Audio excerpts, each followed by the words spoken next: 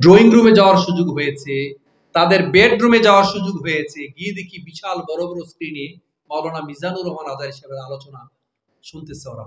সুবহানাল্লাহ বলবেন না? আমি অনেক অসংখ্য ইয়াং এলিট সোসাইটির, আপনারা যারা ধার্মিক তারা তো আছেনই, যারা এলিট সোসাইটির, যারা ইংলিশ মিডিয়ামে পড়াশোনা করতো, যাদের চলাফেরা হিপ হপ মানে স্টাইলের, এই হিপ হপ টাইপের যাদের চলাফেরা, তাদের বেডরুমে আজারী সাহেবের আলোচনা। তাদের অনেকেই স্বপ্ন দেখে, শুধু স্বপ্ন নয়, তাদের ছেলে মেয়েদেরকে মাদ্রাসায় ভর্তি করাচ্ছে। সবারই স্বপ্ন। আমি কত সেলিব্রিটি দেখেছি, সিনেমা জগতের অনেকে বলছে আমি আমার সন্তানটাকে আজারি বানাতে চাই, ঠিক কিনা? আমি বললাম এটা কি আমাদের দেশের জন্য ভালো না? এই যে সিনেমা পাড়ায় আপনারা দেখেন, এদের সিনেমা নাকি বন্ধ হয়ে গেছে, আমি জানি না, তাই না? ইউটিউব খুললেই দেখবে এখন আলেম ওলামাদের আলোচনা, তাই না? এইটা অনেকে কয়েছে। আল্লামা সাইদি রহমাতুল্লাহ আলাইহি, আল্লাহ তাকে জান্নাতের সর্বোচ্চ মাকাম দান করুন। একটা মানুষ আস্তে আস্তে বের হলেন, বিকেল বেলায় শহীদ করে দিলেন। সারা জীবন মানুষ তাকে মনে রাখবে। আর যারা শহীদ করেছে তারা ইতিহাসের আস্থা করে নিক্ষিপ্ত হবে, ঠিক কিনা? তিনি একটা সাজানো বাগান তৈরি করে দিয়েছেন। অন্যান্য অনেক আলেম ওলামা ভালোভাবে কাজ করেছেন, আমি যাদেরকে আপাতত চিনি। তারপরে একটা জায়গায় আমাদের খন্দকার জাহাঙ্গীর স্যার, তাই না, মধ্যম পন্থার একটা বিষয় নিয়ে এসেছেন। এরপরে এই মধ্যম পন্থাকে মানে বাড়াবাড়ি করা যাবে না, ছাড়াছাড়ি করা যাবে না। ইসলামের সৌন্দর্যটাকে ইয়াং তরুণদের মাঝে, একেবারে এলিট সোসাইটি যারা, তাদের মাঝে, যারা ইংলিশ মিডিয়ামের স্টুডেন্ট তাদের মাঝে, অন্যান্য ধার্মিক ফ্যামিলি তো আছেনই, যারা ইয়াং তরুণ তাদের মাঝে আজারী সাহেব এমন একটা সেলিব্রিটি মনে গেলেন। তাদের সবার স্বপ্ন, আমি অসংখ্য মানুষের মেসেজ পেয়েছি যে আমি তাহাজ্জুদে শুধু দোয়া করি আমার ছেলেটা যেন আজারী সাহেবের মতো হয়, সাইদি সাহেবের মতো হয়, শায়েখ আহমদুল্লাহ সাহেবের মতো হয়, ঠিক কিনা? আমি নিজের কানে শুনেছি এটা। মাদ্রাসায় গিয়ে জিজ্ঞেস করতেন আজারী সাহেব কোন মাদ্রাসায় পড়তেন। দারুন নাজাত একটা মাদ্রাসা, এখানের প্রিন্সিপাল হযরত মাওলানা আবু বকর সাহেব হাফিজাহুল্লাহ, তিনি বলতেন যখন আমি শুনি যে এখানে এসে বলেন আজারী সাহেব মাদ্রাসায় পড়েছেন, আমি আমার সন্তানটাকে আজারী সাহেবের মতো বানাতে চাই। আর কিছু প্রয়োজন আছে বলেন বাবা? আলেমরাও যে সেলিব্রিটি হতে পারে, তাদেরকে সবাই স্যার স্যার সম্বোধন করে, তারাও যে একটা স্ট্যাটাস দিলে 10-15 লক্ষ মানুষ কয়েক মিনিটের মধ্যে দেখে, এটা কি বিশাল বড় চাওয়া পাওয়া নয়? এমন একটা অবস্থান তিনি তৈরি করেছেন, ঠিক কিনা?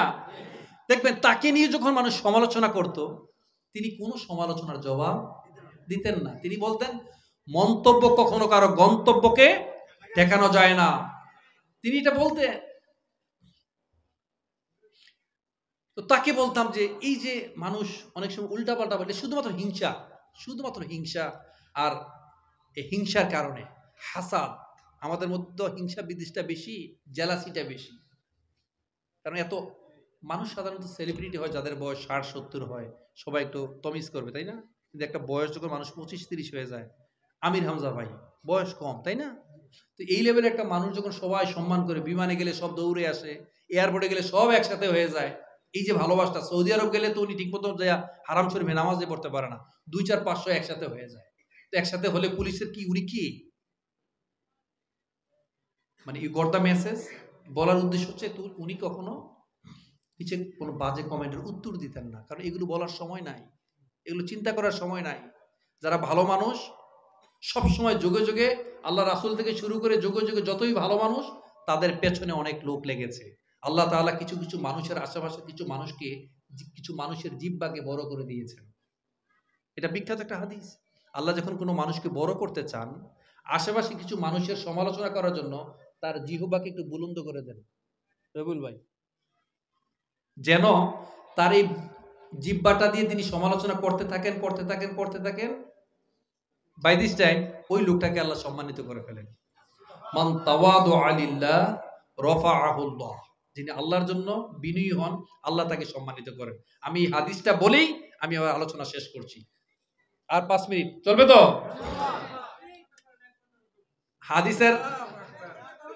হাদিসের কোথায় আসছি, কোন পর্যায়ে আসছি? আপনি হকের উপর আছেন, সে আপনার পুকুরে বিষ দিয়ে আপনার মাছ মেরে ফেলেছে, আপনি তাকে শহীদ করে দেওয়া দরকার না? আপনি হকের উপর যেন আপনি তর্ককে পরিহার করেছেন, আল্লাহ তাআলা বলেছেন ওই ব্যক্তির জন্য জান্নাতের আঙ্গিনে আমি বিশাল বড় একটা বাড়ি তৈরি করে দেওয়ার নিশ্চয়তা প্রদান করলাম। সুবহানাল্লাহ, মনটা ভরে নাই।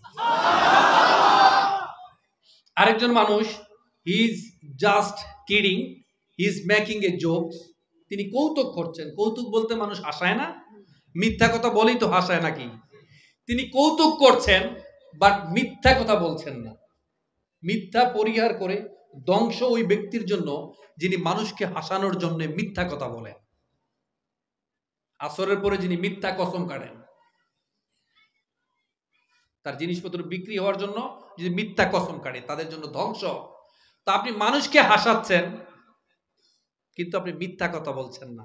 আল্লাহ তাআলা বলছেন জান্নাতের মাঝখানে তাকে আমি একটা বিশাল বড় বাড়ি নির্মাণ করার নিশ্চয়তা, একটা গ্যারান্টি প্রদান করছি। আর ফাইনালি আল্লাহ তাআলা বলেছেন আল্লাহ রাসূলের মাধ্যমে, যার আচরণটা সুন্দর হয়েছে, যিনি সুন্দর আচরণের অধিকারী হয়েছেন, যিনি বিনয়ী হতে পেরেছেন, মানুষকে জুলুম জালিমের মতো অত্যাচার করেন না, মানুষের হক নষ্ট করেন না, মানুষকে কথায় কথায় কষ্ট দেন না। আমরা তো অনেক সময় করি কি, কথায় কথায়, এই যে কথায় কথায় এটা কি বলেন, পিঞ্চিং বলি আমরা, আপনারা কি বলেন, টিটকারি বলেন নাকি, ইয়ার কি বলেন না? এটা কিন্তু খুব বাজে একটা গুনাহ ভাই। দুইটা অঙ্গ, আল ফামু ওয়াল ফারজ, মুখ এবং লজ্জাস্থানটাকে যদি নিয়ন্ত্রণে রাখতে পারেন, অনেক কিছু নিয়ন্ত্রণে থাকবে। একটা বিখ্যাত হাদিস বলি সংক্ষেপে, এটা আমরা হুটহাট করে মন্তব্য করে ফেলি না, হুটহাট করে কমেন্ট লিখে ফেলি না, করি কিনা? আমাদের অভ্যাস তো এটা, তাই না? ধরেন যে একটা আরে হয়েছে বলি না, আরে স্বার্থপর লোভী মানুষ বলে ফেলি না আমরা, বা কমেন্ট করে ফেলি না। বিশ্বাস করে হাদিসটা মাথায় রাখবেন, খুব ভয়াবহ। হুটহাট করে কোনো মন্তব্য করবেন না, হুটহাট করে মুখ থেকে কোনো কথা বের করবেন না। আপনি মুখ থেকে হুটহাট করে কোনো কথা বের করেছেন, আল্লাহ রাসূল সাল্লাল্লাহু আলাইহি সাল্লাম বলেছেন একটা মানুষ জান্নাতে চলে গিয়েছে আর বড়জোর 1 বিঘা অথবা 1 হাত বাকি আছে, সে এমন কথা মুখ দিয়ে উচ্চারণ করে আল্লাহ তাআলা তাকে জান্নাতের কাছ থেকে ছুঁড়ে জাহান্নামে ফেলে দেয়। আবার কিছু মানুষ জাহান্নামে যাবে, 1 বিঘা বা 1 হাত বাকি আছে, সে ওখানে গিয়ে এমন কিছু ভালো শব্দ চয়ন করে আল্লাহ তাআলা খুশি হয়ে তাকে জাহান্নাম থেকে জান্নাতে নিয়ে যান। এজন্য কথা বলতে সাবধান, আল ফামু ওয়াল ফারাউ। এই দুইটা কারণে মানুষ সবচেয়ে বেশি জাহান্নামে যায়, আর দুইটা কারণে মানুষ সবচেয়ে বেশি জান্নাতে যায়। তাকওয়াল্লাহ, আর একটা হচ্ছে হুসনুল খুলুক, সুন্দর আচরণ। আচরণটাকে সুন্দর করুন বাবাজিরা। দুর্ব্যবহার দুর্ভোগ ডেকে আনে। এটা যদি কাবাগরের ইমামও হয়, সে যদি দুর্ব্যবহার করে থাকে, মানুষের কাছে যদি ক্ষমা না চাইতে পারে, today or tomorrow he will have to suffer in the long run. তাকে পরিণামে ভুগতে হবে বাবাজিরা। Today or tomorrow you will have to suffer in the long run. আপনাকে পরিণামে ভুগতে হবে। যদি আপনি দুর্ব্যবহার করেছেন বিনা কারণে, ইচ্ছা মতন ব্যবহার, তাও তো মানা যায়। আপনি হুট করে রেগে গেছেন একটু পরে, ভাই আসলে আমি উত্তেজিত হয়ে গেছি, আমাকে মাফ করে দিয়েন, রাগ করবেন না, বলতে পারি না আমরা? বলতে পারলে তো আপনি ক্ষমা পাবেন। কিন্তু বিশ্বাস করেন, আপনি এগুলাকে কিছুই মনে করেন নাই, আপনি যা ইচ্ছা তাই ব্যবহার করেন। আরেক দল আছে বাহির একবারে নমনম, চুপচাপ, ভয়ে ঘরে এসে বউর সাথে মারাত্মক ব্যবহার, আছে না? একদিন 2 দিন জমতে জমতে জমতে জমতে, বিশ্বাস করেন। আবার অনেকে তো যদি কোনো ভাবে যদি একটু পাওয়ারে যেতে পারে, তাহলে তো হয়েছে আর কি, দরাকে সরাগান করা, ঠিক আছে? রক্তের ঋণ রক্ত দিয়ে শোধ করতে হয়, খেয়াল রাখবেন। আপনি যেই আচরণটাই করছেন, যতক্ষণ না পর্যন্ত ওই আচরণটি আপনার সাথে করা হয়, ততক্ষণ তো আপনার মৃত্যুই হবে না। হিসাব তো পরের বিষয়। তো এগুলো আস্তে আস্তে ভেতর থেকে আপনাকে এগুলো বের করে নিতে হবে ভাই। অন্তরকে নারাঙ্গি শুধু পোশাক রাঙালি ভালো মানুষ হওয়া যায় না। অন্তরকে নারাঙ্গি শুধু বেশভূষা পরিবর্তন করলে ভালো মানুষ হওয়া যায় না। কদ আফলাহা মান যাক্কাহা, কদ আফলাহা মান তাযাক্কা। যারা ভেতর থেকে পরিশুদ্ধতা অর্জন করতে পেরেছে, পরিশীলিত হয়েছে, তারাই সফল। উলাইকা আলা হুদাম মির রাব্বিহিম ওয়া উলাইকা হুমুল মুফলিহুন। যারা হেদায়েত প্রাপ্ত হয়েছে, হেদায়েতের পথে এসেছে, তারাই সফল। মনে থাকবে বাবাজিরা। তাহলে কয়টা এটিটিউড? মানুষকে আমরা ক্ষমা করব। কি করব? মানুষকে ক্ষমা করে দেব। ওয়া ইন তা'ফু ওয়া তাসফাহু ওয়া তাগফিরু ফা ইন্নাল্লাহা গফুরুর রহিম। যদি তুমি ক্ষমাশীল হও, যদি তুমি ধৈর্যশীল হও, তাহলে জেনে রেখো আল্লাহ ক্ষমাশীল। First of all, if you want a forgiveness from Allah subhanahu wa ta'ala, you will have to know how to forgive others. This is the main strategy. আপনি যদি ক্ষমা পেতে চান, আগে মানুষকে ক্ষমা করতে হবে। ভাই বিশ্বাস করেন, ক্ষমার জন্য এর চেয়ে বড় স্ট্র্যাটেজি আর নাই। আপনি ক্ষমা পেতে চাইলে দোয়ার সিস্টেম শিখাই দেয়। প্রথমে আল্লাহর প্রশংসা করবেন। কি করবেন? আল্লাহর প্রশংসা করবেন। এরপরে মানুষের জন্য দোয়া করবেন। আল্লাহ, বিখ্যাত হাদিসটা বলে আমি শেষ করে দিচ্ছি। আপনি যখন দোয়া করবেন, আল্লাহ আমার এই ভাইরে তুমি ভালো করে দেন, তার রিজিককে প্রশস্ত করে দেন, তার সন্তানটাকে আল্লাহ রিজিকের পথে আনেন, ভালো মানুষ হিসেবে তৈরি করেন, তাকে সুস্থ করে দেন। দোয়াগুলো আরেকজনের জন্য করেন নাই? করছেন কিনা? সায়েন্সও দেখেন, কোরআনের সাথে সাথে সাথে সায়েন্সকে মিলিয়ে দেখবেন। আপনার থ্যালামাস হাইপোথ্যালামাস আছে, চিন্তা করে এরা, আচ্ছা ও ভালো, এর রিজিক বাড়াতে হবে, আর সম্পদে বরকত দিতে হবে, তাকে সুস্থ বানাতে হবে, তার ছেলে মেয়েদের একটা চাকরির ব্যবস্থা বা একটা বিয়ের ব্যবস্থা। ও আচ্ছা, আগে নিজের দিক থেকে নয় কেন? আল্লাহ তাআলা ওই তার মাথার কাছে একজন ফেরেশতা নিয়োগ করে দেন, সে সারা রাত্র দোয়া করতে থাকে, আল্লাহ আমার আপনার এই বান্দা, সে তার অন্য ভাইয়ের জন্য দোয়া করেছে, এই প্রত্যেকটা দোয়া আগে তার দিক থেকে কবুল করা হোক। এইবার যদি আপনি চিন্তা করেন, আল্লাহ তার একটা হাত কাটান, তার সম্পদটাকে নষ্ট করে দেন, তার মেয়েটাকে শেষ করে দেন, তাহলে ফেরেশতা কি দোয়া করবে? দোয়াগুলো আগে নিজের দিক থেকে। তো ডিসিশন ইজ ইয়োর্স, আপনি কি ভালো থাকবেন না খারাপ থাকবেন?